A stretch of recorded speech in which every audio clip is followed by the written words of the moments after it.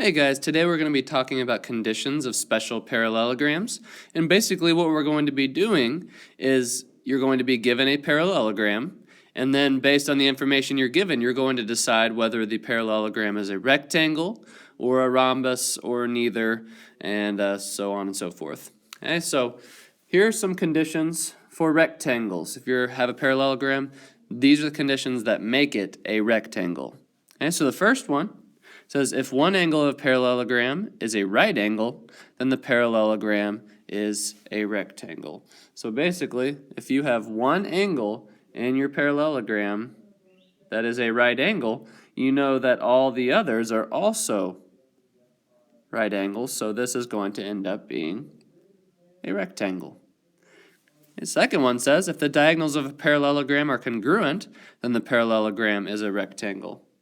Okay, so if the diagonals are congruent, then you know that the parallelogram is a rectangle. So those are the two that you need to know. Let's go over a quick example.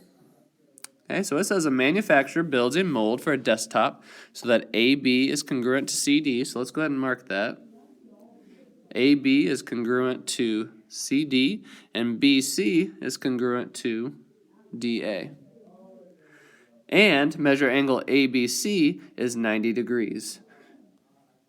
Okay, so we have 90-degree angle right there. And we want to determine if this is a rectangle. Okay, well, since you have both pairs of opposite angles are congruent, it's a rectangle. So opposite sides are congruent. So that leads us to believe it's a rectangle. And so opposite sides are congruent, so we believe that it's a rectangle. Also, since angle ABC is a right angle, that leads us to believe that it's a rectangle. So since you have both of these things, it is a rectangle by our theorem 6-5-1 up here, which says that if one angle of parallelogram is a right angle, then the parallelogram is a rectangle. So that is all you need to know for example number 1. If you need to rewatch that, then that would be perfectly fine. Okay, next page. All right, so now we're going to look at rhombuses. Okay, so there's 3 conditions for rhombuses that you need to know. Let's look at the first one. It says if one pair of consecutive sides of the parallelogram are congruent, then the parallelogram is a rhombus. Okay? So what that's saying is consecutive sides, remember they're joined by an angle, so if 2 consecutive sides are congruent, then you know that that parallelogram is a rhombus. Okay, second one. If the diagonals of a parallelogram are perpendicular, then the parallelogram is a rhombus. So if your diagonals of your parallelogram form a right angle, then you know that the parallelogram is a rhombus. Okay, and lastly, if one diagonal of a parallelogram bisects a pair of opposite angles, then the parallelogram is a rhombus. So if your diagonal cuts opposite angles right down the middle to where they are congruent, you know that the parallelogram is a rhombus. So here is the 3 that you need to know. I would take time to review those, memorize them a bit, and then move on to the next section where we do some examples. All right, our example says determine if the conclusion is valid. If not, tell what additional information is needed. And so we're given that EF is congruent to FG. So EF is congruent to FG. And we're also given that EG is perpendicular to FH. So this creates a 90-degree angle. Okay, so this would lead us to believe that you have a rhombus because of 6-5-3 that tells us that if you have a pair of consecutive sides that are congruent, then the parallelogram is a rhombus. And we also have 6-5-4 that tells us if our diagonals form a perpendicular line, then it is a rhombus.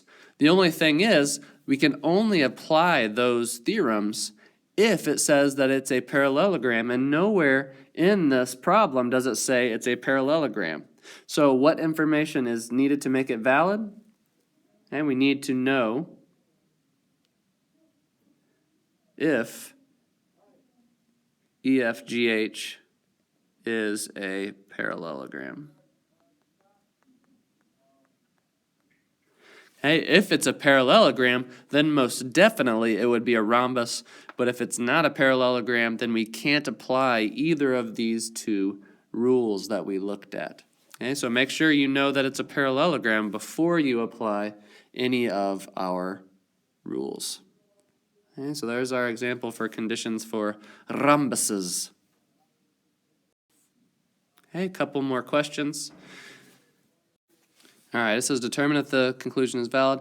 Here's our information. We know that EB is congruent to BG. EB is congruent to BG. We know that FB is congruent to BH. FB is congruent to BH. And EG is congruent to FH. Okay, so we know that all of the diagonals are congruent. We also know, first we need to determine if this shape is a parallelogram. Okay, and since our it's a quadrilateral with diagonals bisecting each other, they cut it right down the middle. Since our diagonals are congruent, you know that this is a parallelogram. So is parallelogram, I'm going to shorten that, is a parallelogram because diagonals bisect. Okay, so now since we know that it is a parallelogram, we can decide if it's a rectangle or a rhombus. And so since we know that the diagonals are congruent, since FH is congruent to EG, we also know that it is a rectangle. Okay, and since it's a rectangle, we can decide if it's a rhombus. And since we know that triangle EBF, and I'm going to circle it, EBF is congruent to EBH, that leads us to know that all these sides and angles are congruent. So since you have EF congruent to EH, you see that you have two consecutive sides that are congruent, and that would lead us to believe that EFGH is a rhombus.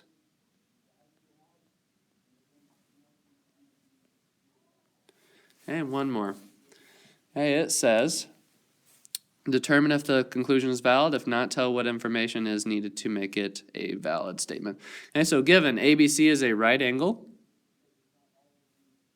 so if we go ahead and mark that, ABC is a right angle. Conclusion, ABCD is a rectangle. And since we have a right angle, we could go ahead and determine that ABCD is a rectangle, but we need to know one more other piece of information. Okay, is ABCD a parallelogram? Okay, we do not know enough information for that to happen.